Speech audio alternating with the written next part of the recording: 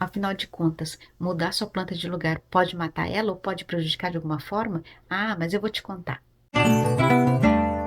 Oi, florzinhas e botões! Estamos num cenário diferente, só para mudar um pouquinho. A resposta é não. Pelo contrário, você vai estar ajudando a sua plantinha a desenvolver melhor. Dentro de um ano, tem 4 estações. E cada estação tem a sua temperatura, tem as suas horas de luz solar, tem a intensidade de luz solar e também a quantidade de vento, né, a umidade também.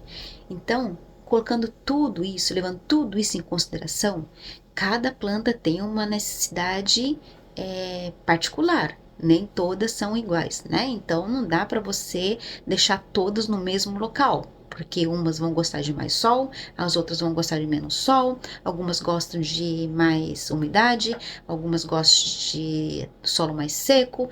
Então, como são todas diferentes uma das outras, precisa desses cuidados sim. Então, que antigamente as pessoas falavam, né? Na época assim, lá que meus avós falavam muito, ai, não muda a samambaia de lugar porque ela não vai gostar, ela vai morrer. Ai, não tira a rosa do lugar porque a rosa vai zangar e ela não vai dar mais flor. Não, não é assim, tá, gente? Não, não é desse jeito, não. Cada planta vai precisar lá de uma quantidade de horas que tem que ficar no sol, certo? Vou te dar de exemplo as tulipas. Tulipas não gostam do solzão do verão, por isso que ela só floresce no inverno.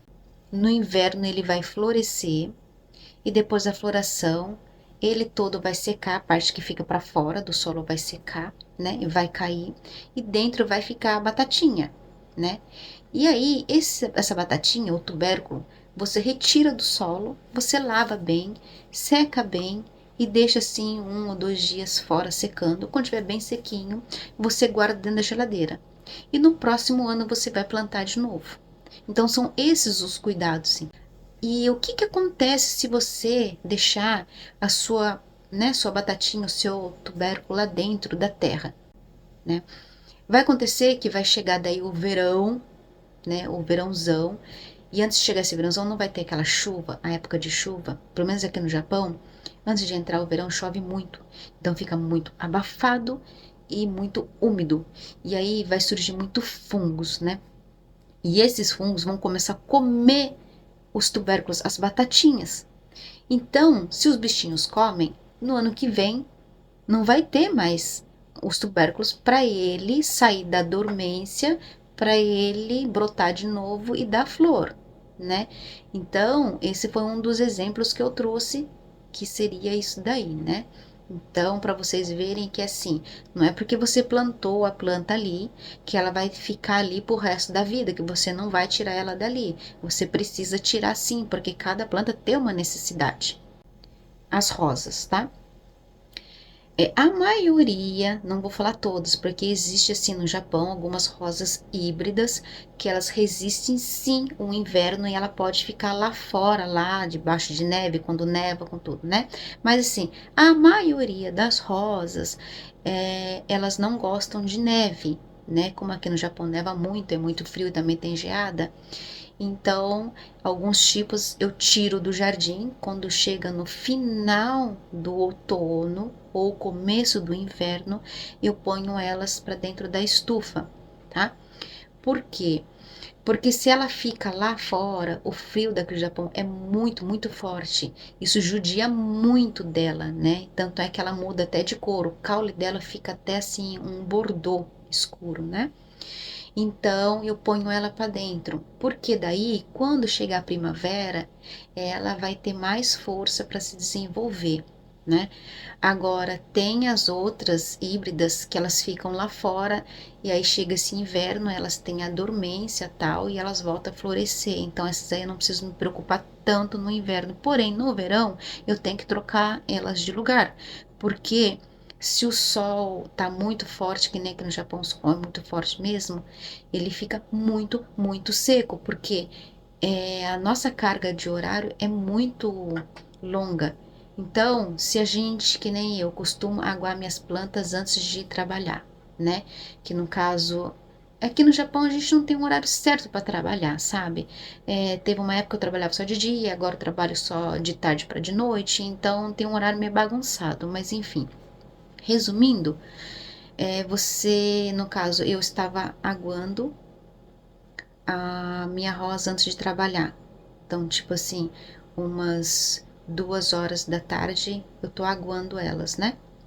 E daí eu só vou poder aguar de novo quando eu chegar do serviço, que às vezes pode ser 3 horas da madrugada, às vezes pode ser 4, pode ser 5, pode ser 6, né? Então vai depender também dos meus compromissos que eu tenho também, né? Ou às vezes eu chego correndo, te faz tal, não sei o que, não sei o que, só vai dar para aguar depois de novo, só na hora que eu vou trabalhar, ou seja, já passou 24 horas. E isso prejudica muito. Então, você precisa analisar isso daí, né? Quanto tempo você tem para se dedicar ao seu jardim? Quantas horas ela vai ficar sem cuidado, né?